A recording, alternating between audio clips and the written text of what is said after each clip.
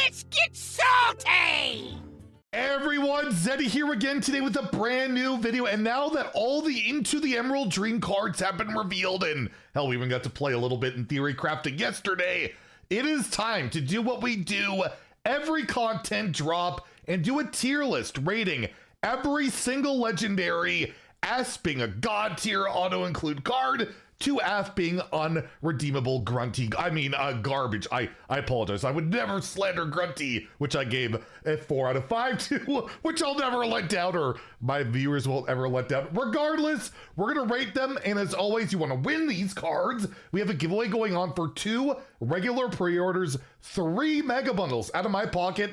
To enter that giveaway, like and comment in the video, link down description below, the one with that thumbnail over there. Be subscribed to the channel. Every 1,000 subs we get until the rewards track refresh video where we do our next giveaway, I will add another mega bundle, so hit that sub button, make me go broke. So let's rate these legendaries, starting off with Asina, the 8 mana 6/8 mage legendary. It's an undead and has battle cry. If 20 friendly minions have died this game, deal 20 damage split among all enemies. This is one of the wild gods. Each class gets one, which can be discoverable by a card we'll talk about later. And yeah, dealing 20, really good. It's like Cthulhu or Astalor or like a big effect like that. A Denathris doesn't have lifesteal or anything like that, but in particular, the Wisp Mage looks like it could be a really good card. In particular, you play Ceaseless Expanse, then play Asina on an empty board. That can be basically lethal damage with your hero power and mage, as long as your opponent hasn't gained health or armor. I think it's a solid card. I think it'll see a decent amount of play, particular in Wisp Mage. We'll give it a B. I think it'll be a meta card. Nothing too crazy, but nothing too bad.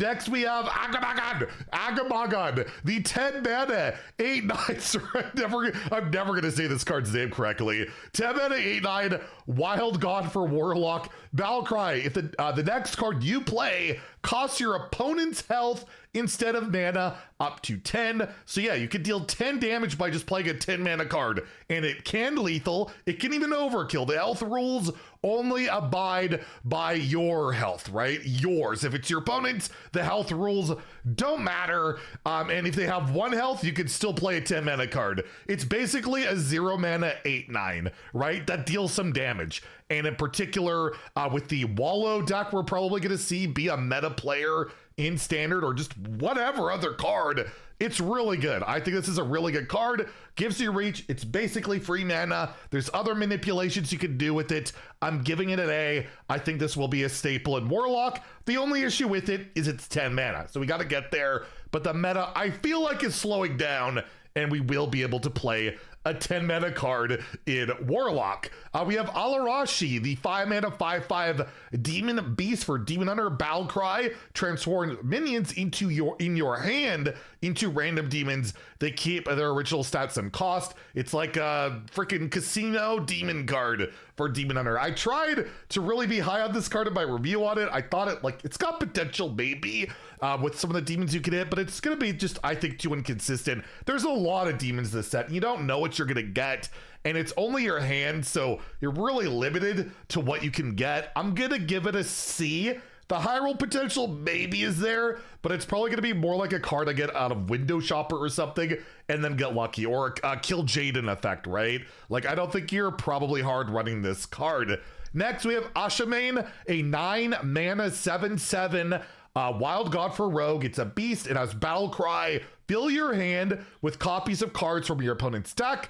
They cost 3 less, so it's like the ultimate burgle freaking card. I think it's a rad card. Fill your hand with just random crap from your opponent's deck. It costs less. The problem is you gotta play this in Burgle Rogue. Burgle Rogue's constantly generating cards. Your hand is never really that empty, and this card costs 9 mana. I think it's really cool, but I don't think it's gonna be good. I think it's basically an F. Like, I just don't think this is gonna be a meta card. I'll make my face a little bit smaller so we can see a little bit better there. But yeah, I'm gonna give it an F. I don't think it's a meta card. I think it's a really cool card. I think people can have fun with it, but this is a competitive tier list, so I am not gonna rate it very highly. Next, we have Aviana, Elude's Chosen, the wild god for priest. It's a 9 mana, 7/11 battle cry. Start a 3 turn lunar cycle. When the full moon rises, your cards cost 1 this game. So any card generated, it will cost 1 for the rest. And you have to basically play this and wait 3 turns and you're off to the races. I think Homie was taken in Theory Crafting facing me today. Got this out on turn 5 with like Cash Cow and Parrot and Location, and just did disgusting things and still lost to Wisp Mage. I don't know. It's pretty all in. I don't think it'll be a serious threat, but there are high roll potentials for it. And yeah, infinite mana cheat effectively. You can never rate too lowly. I'm going to give it a low B. I think it could be a meta card with Cash Cow in particular, or the Sanctuary. You can cheat this out earlier than 9 mana, right? So there is a shot for it, but if you don't draw the card, your whole deck's going to be kind of built around it.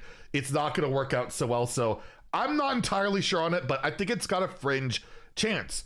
Next, we have the Brawl Bear Mantle. 5 mana, 3/5 Hunter legendary. After you cast a spell, summon a random animal companion. I just think it's solid. You get some coins, especially Cash Cow. All of a sudden, you're just getting a bunch of animal companions on the board. Can be like a nice, like, complementary mid-range card. I just feel like it's gonna be Discover Hunter and Imbue Hunter, because Imbue Hunter is really good hitting like King Plush and murdering your opponent.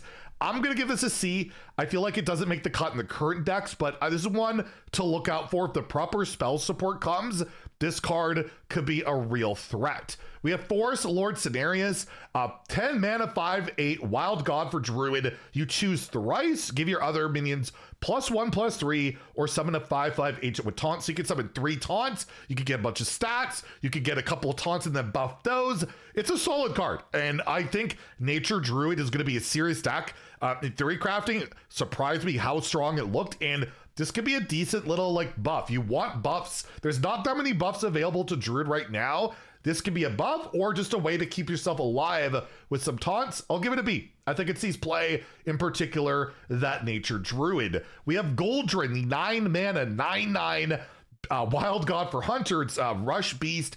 Friendly beast deal double damage, so you discount this a bunch with Imbue and buff it and get a Huffer out there. You can just kill. You can OTK with this depending on how it goes. I don't know if you go just King Plush and Chargers or you put Goldrinn in the mix. Again, I think it can work in Imbue Hunter in particular, and I think it might see some play. We will give it a B. We have Hamuul Rune Totem. 5 mana, 5/6 Druid legendary. Start of game. If each spell in your deck is nature, imbue your hero power. Repeat this every 2 spells you cast. The imbued hero power is like summoning a larger and larger man. The golem stats just get bigger and bigger. My first game with this deck, we'll have a video on it. I got over 20/20 in golems. Like, it wasn't that hard to really ramp it up. I'm giving this card an S. I really think Nature Druid looks really strong. I think this card, you have to play this card to play that deck.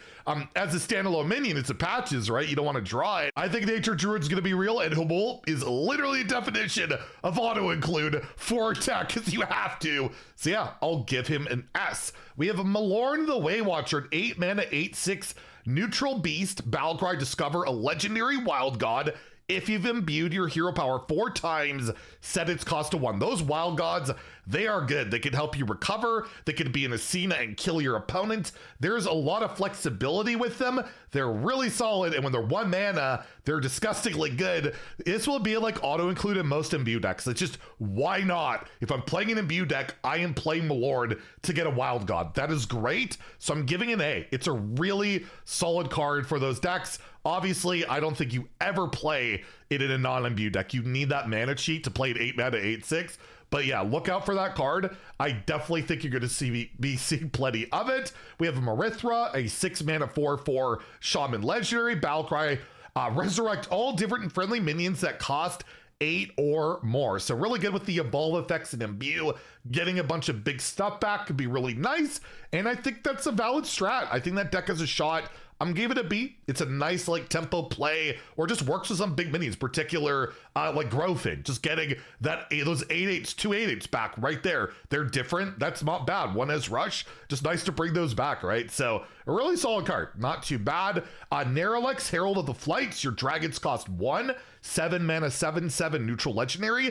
I don't see a real combo for this right now. I don't see a big dragon wombo combo with all the dragons that have been revealed, from this expansion. It would have been crazy if like Alexstrasza was still in the core set, but they removed it. They removed all the good stuff. That's gonna be maybe broken and wild, but for standard, I'm just not seeing a big Narlax thing. I'm giving it a C. It could be an S tier card with the right dragons.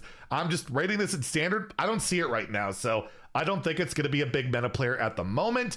We have Nightmare Lord Xavius, 4 mana, 4/4 demon. Battlecry, discover a minion from your deck, give it a dark gift. So just a nice way to tutor out maybe a specific minion, just draw a card, and that dark gift could be a high roll. You could get double Battlecry on something really good. Get a copy of a great Death Rattle or an Aura effect type of card. This is auto-include in a ton of decks just for redundancy, for draw, for a high roll. It's an S. This is like going to be, I think, in a lot of decks. In theory crafting, it felt great on a ton of different stuff. And yeah, it also just, in particular, the Dark Gift Warlock, absolutely going to be great there too. It's just a really, really good card.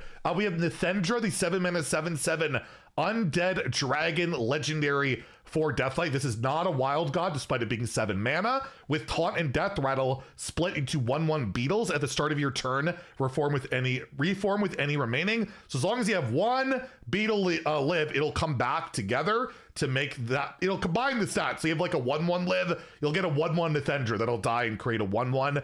Any buffs to those beetles, by the way, it will not retain it. The biggest this can be is a 7/7. So it's sticky, it's annoying. I just don't see double unholy Deathlight really being that good, and this is pretty expensive in it. This is just a rad dragon to get while you're getting random dragon effects in Paladin. I'm gonna give it a C for the moment. I don't see it being a meta card, but I think the design is amazing and really darn cool. We have Onara, the 9 mana 5/11 wild god beast for Shaman. At the end of your turn, play the top 3 cards from your deck. This is like super inconsistent, right? You could just get a couple of spells, just some weird stuff. It could be negative. If you want this to be insane, you have to build your deck so hard around it. This is a card you're gonna evolve into. You're gonna discover off Malorn. I don't think this is going into your deck. I don't think it's horrible, terrible, but I just don't think it's good enough to be a competitive card. So we will give it a C.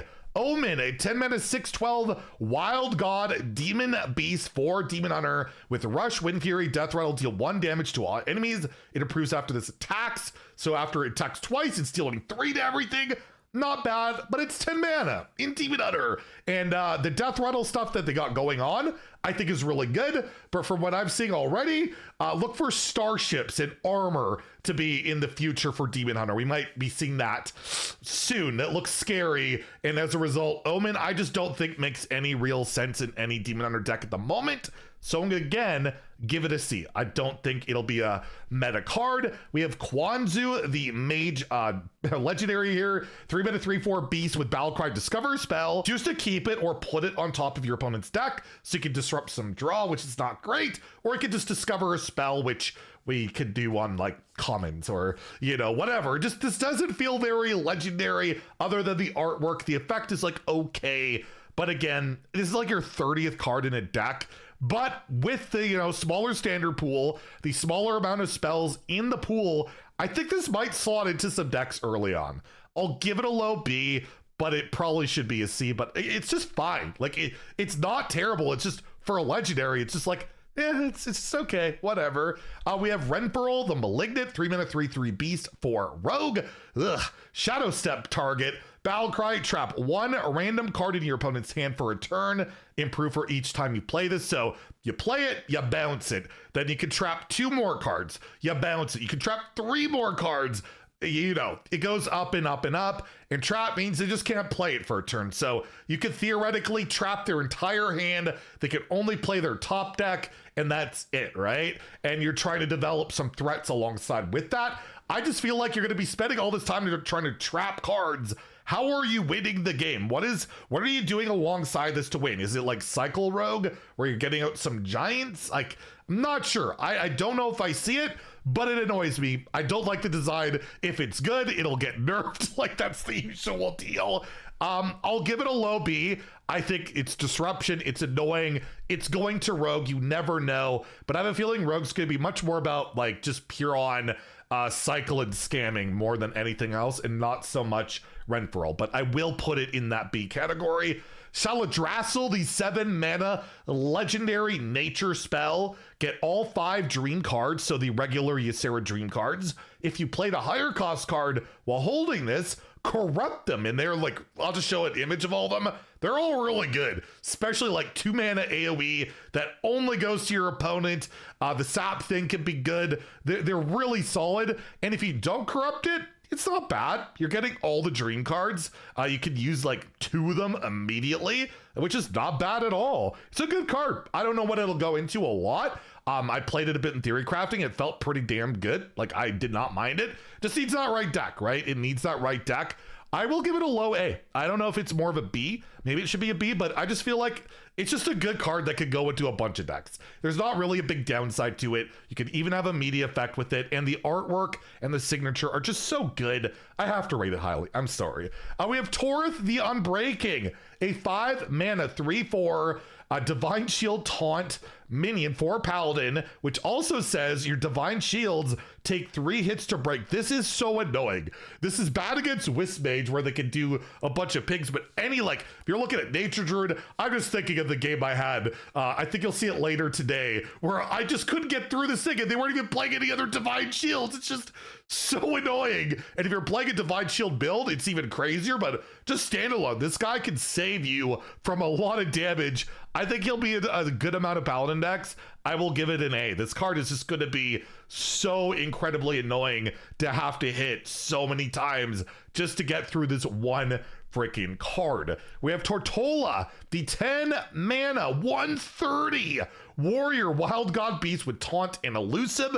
After this takes damage, gain 1 armor, give this minion 1 attack. So now Bob can't steal this. You can Black Knight it, but I'm just thinking chemical spell. There's gonna be a deck out there that chemical spells this. It's super annoying, but it got a lot worse now, right? Hydration Station is going to be 10 mana, so bringing this back won't be as good as I thought it would be.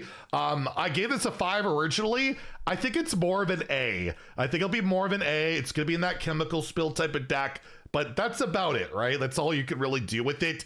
Just paying 10 mana for it, it's probably going to be too slow, so you really got to build around it, but I still think that will be a valid strategy. Next, we have Tyrande. Apparently not Tyrande. Tyrande. 7 mana, 5/7 priest, legendary. Battle Cry. The next 3 spells you cast, or you play, cast twice. This is really strong. The second you get this going, if you can survive, it's crazy what you could do, especially the new epic spells at Moonwell. That's 8 damage going face and 8 healing, and you can do it multiple times. There's other cards just cycling. The new greater healing potion that draws a card.